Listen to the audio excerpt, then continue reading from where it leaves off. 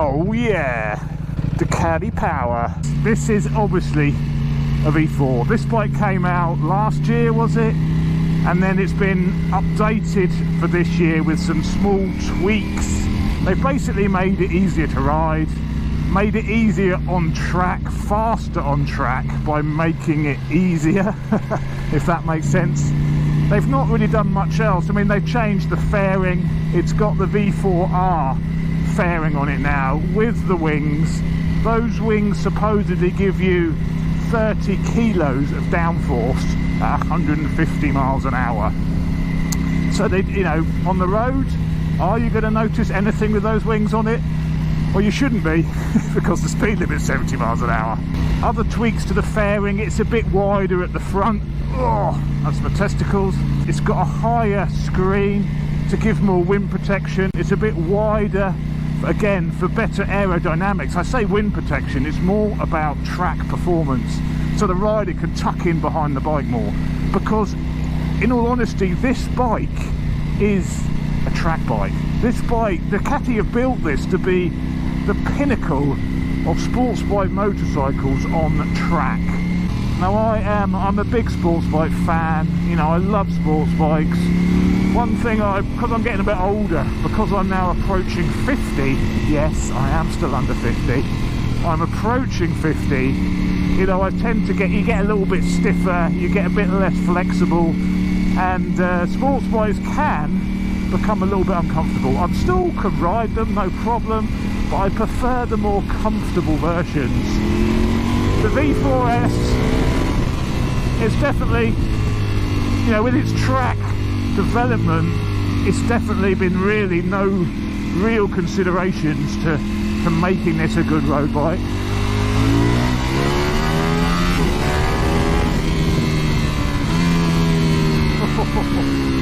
Oh jeez.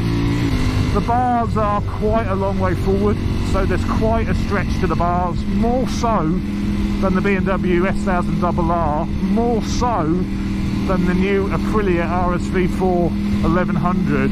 I'd say this was one of the most stretched forward bikes I've been on. It's not a cramped machine, because you're bending forward more, you don't get the impression it's small, you don't get the impression it's cramped. It actually seems like a good sized motorcycle when you're riding it, because you are leant forward. It seems like the front of it is quite a long way away.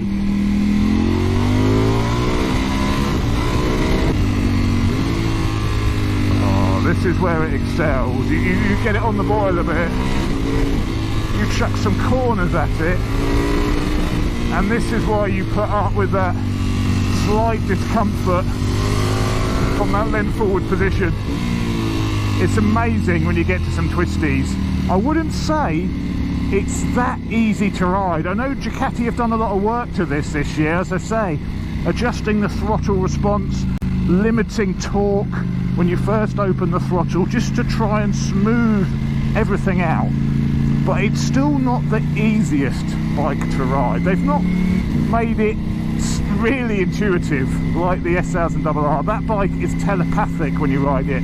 You can ride it really without putting any effort in. This, you've got to work at it. This, you've got to put the effort in. You've got to learn how to ride it. That V4 motor, is it a V4? I'm not so sure, because it sounds like a twin. It's got the low down manners of a twin. It's not until you get to sort of 12,000 revs that you realise it's a V4. This engine is really very, very similar to their MotoGP bikes. You know, it's got the counter-rotating crank, which I mentioned in my first ride. It's got the same firing order as the MotoGP bikes. You know, this engine really is an adaptation of what they're racing, what Dovizioso is racing around the global circuits. You know, with this bike, you can tell what Ducati has learned on track has been translated onto the road. I don't think there's another bike where that is as apparent as it is on this. This is really, I think, as close as you're going to get to a MotoGP bike on the road.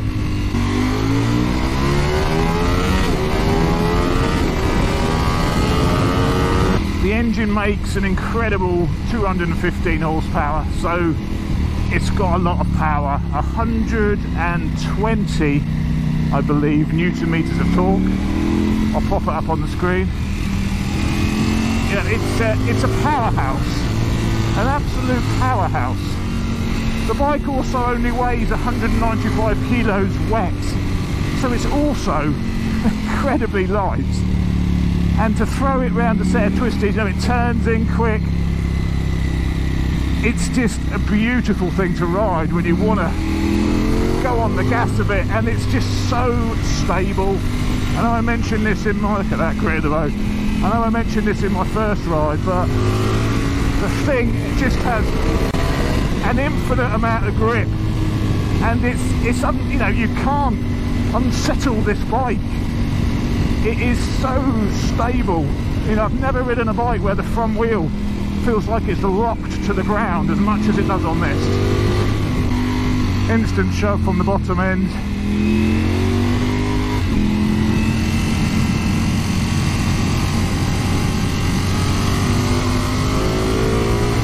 Yeah, it's so stable in the corners.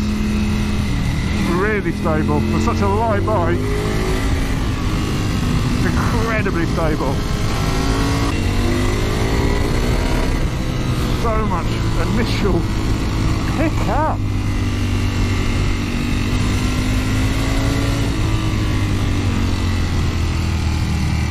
Super stable, God. So much drive as well.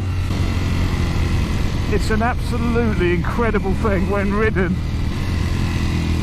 as the good folk at Ducati intended.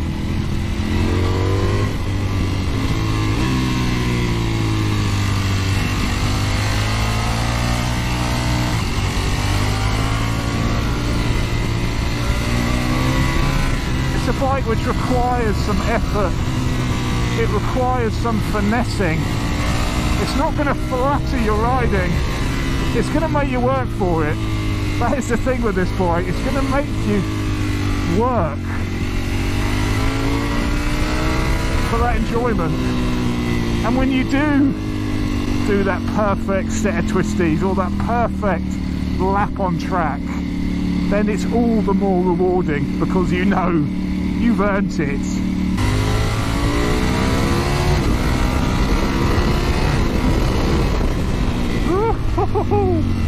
You gotta be careful. This bike is so fast. It picks up speed. It's rampant. It's absolutely rampant the way it picks up speed. That sort of engine characteristic where it just picks up, goes, is really difficult to control yourself on the road. I find that really addictive. So this sort of, if you're the sort of person who can't help but get a little bit carried away and is a bit of a hooligan, this may not be the bike for you, because it's certainly a machine which makes you want to ride fast.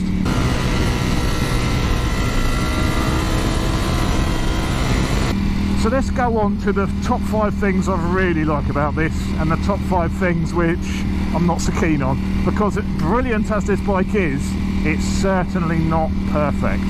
Let's start with the negatives and then we can end on a high then. So the bad things about this bike is it kicks out a tremendous amount of engine heat from those rear cylinders. You've got both the rear cylinders right under your seat. You've also got the exhaust for those 2 cylinders right under the seat as well. And I rode this home from Ducati wearing rider jeans, and by the time I got home my testicles were like boiling the bag. Even going on the motorway, even going at speed, it didn't alleviate the heat. The heat was still there no matter what speed you were doing. And I'm not sure I could live with that. This is why I've come out in leathers today, to see if it's as much as a problem when you got leathers on. And I'm pleased to say it isn't. I can still feel a bit of heat down in the nether regions, but it's not uncomfortable. Not only does it look hot, you feel hot riding it. She's a hottie in more than one respect. The other thing which is a bit of a letdown for such an expensive bike, and if you're going to use it as a road machine, you've got no fuel gauge. The bike is also only holds 16 litres, so you've only got about 100 miles range realistically, with realistic riding, so it's a little bit limited on range. No fuel gauge. Also, there's no creature comforts. There's no heated grips. There's not even a button. I don't think there's even an option for heated grips on this. There's no cruise control, which you could really do with when you've got all that weight on your wrist, just to alleviate some of that. So you've got none of that. It's fair, you know, this thing is all about racetrack performance. There's not really been any considerations to road comfort. I can't think of anything else. I think that's all of the downsides really with this bike. So let's move on to what is fantastic with this. First of all, the looks of it. It looks beautiful. I don't think there is a better looking motorcycle on the road. I think it's an amazing looking bike. It's this beautiful red paintwork. You know, you're filling it up at the petrol station, people do look at you, or you feel that you feel special. Whether they are looking at you or not is another matter. I'm sure they are, but you just feel like they are. Alright, let's try and spin around. Let's see what the... Oh, cheers mate, thank you. I may turn him round, so don't get too excited. Turn in circle. Ain't bad for a sporter, for a sporty bike. There we go. What we got here now, look. Mr. Caterer man. The fit and finish is also right up there with one of my favourite things with this bike. Everywhere you look, the attention to detail is incredible. We'll do a walk round in a minute and I'll just show you through some of the little features of this, the little finishing features. I mean, the materials used on this bike, magnesium, titanium, you know, there's no expense spared in the core of this bike. You know, magnesium, clock brackets. There's not much carbon fibre on this. Well, actually, there's no carbon fibre on this. For a £25,000 motorcycle, I would have liked to have seen the odd little carbon mudguard or the odd bit of carbon trim. Now that is all extra. So that's a little bit of a disappointment for such an expensive bike. Right up there with one of my favourite things, and I guess it comes down to the engine performance a little bit, but the quick shifter is, I think, the best quick shifter. Yeah, I think it's the best. It's got a really nice action. Sometimes the quick shifters can be a little bit saggy, a little bit flabby in the actual linkage. You know, there'll be a bit of movement as it goes in gear. This one's very precise, and normally with the precise quick shifters, they're very fast and they can be a little bit notchy. This one seems to work at any revs. The down blipper, bit of gas, little park throttle is good, full throttle is good. It does everything. I'm keeping my eye on this little caterer that you might want to play. I'm always up for a game. Come on, you know you want it. Come on, go right, have some fun on the twisties. Come on, sir. No, I can't tempt him. So there she is. It's a beautiful looking thing, you know. It's absolutely beautiful. I'm not 100% sure on the wings. I love the wings when I saw it initially on the V4R, but after having this, I'm not sure if the wings perhaps spoil the lines of the motorcycle a little bit. Also, the wings are plastic. As I mentioned, there's no carbon fibre on this bike. Plastic mudguard, plastic wings, you know, even the heat shields and the rear hugger plastic. So I think that's a little bit disappointing. I think on the S model you should get a little bit of carbon fibre included in the price. The dashboard is very nice. As I say, I do like the Ducati layout. I do like the layout of the clocks. It's very easy to read, nice easy to read rev counter. You know, all the other bits are a little bit small here, but I guess it's fine. You can put up with it. Beautifully finished top yoke, electronic Öhlins steering damper, magnesium clock bracket, and even like the headstock, you know, it's incredibly well finished. Little things like this, little grills, like this little grill down here. I mean, the styling of it is amazing. The rear electronic O-lins, and all of the rear set layout, even the standard rear sets, very, very nice quality. And my favourite side stand from the Street Fighter is back again. Beautifully well made. Hang it on your mantelpiece, not prop your bike up. The fuel tank is under the bike here. That's actually the fuel tank, which I think it isn't metal. Well, it's certainly not steel. It could be aluminium, it could be like a composite material. But the fuel tank is right down here, so, you know, it's got 16 litres, but it's all very low on the bike. Sexy DRL running lights, and I love the single cowl. You know, on the Street Fighter you had a pillion seat. It looks much better with this rear cowl piece. Marchesini wheels, lightweight, forged aluminium, anodised black. There is no denying it is a special looking bike. I mean, even the DRLs at the front, I really like those as well. Very unique looking.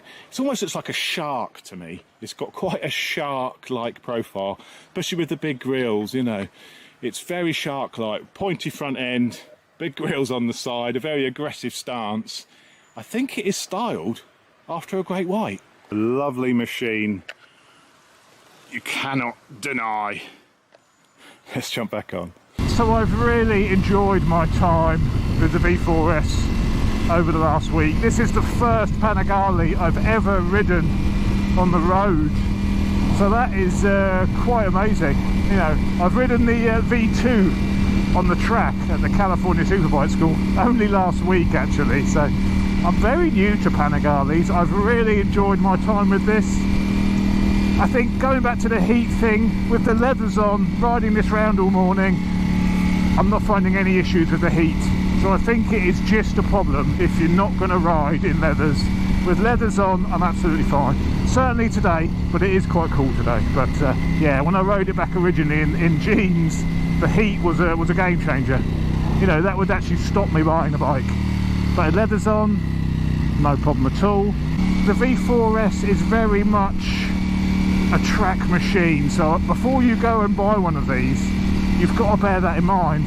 If you want a bike just to use on the road, there are better road bikes. There are better sports bikes for the road than the Panigale.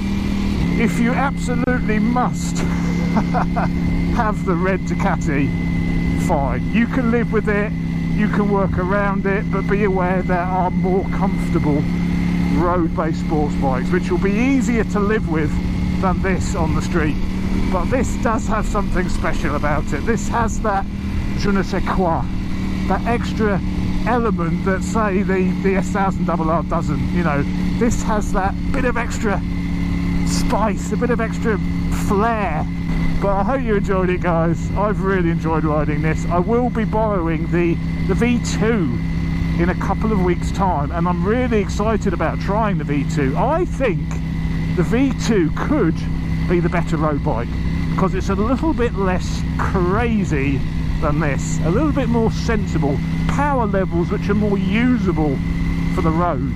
So if you haven't already subscribed, subscribe to see the V2 videos. I'll try and do a similar thing with the V2, a first ride followed up by, you know, a long-term ownership. Well, long-term, or I've got that bike for a couple of weeks, so everything I can tell you about it that I've learned within a couple of week period. So there we go, guys. Thanks for watching, really appreciated. Take care, ride safe, and I will see you on the next video. Cheers, guys. This is power level 1, which is full power. Look at this road!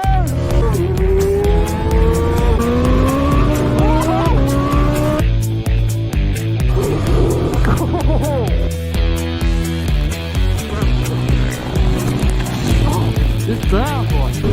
I could do that all day. What have you done here? I told you I was scared back there. I've never dropped a bike before in my life. Oh! Backfire! That's it! That's it!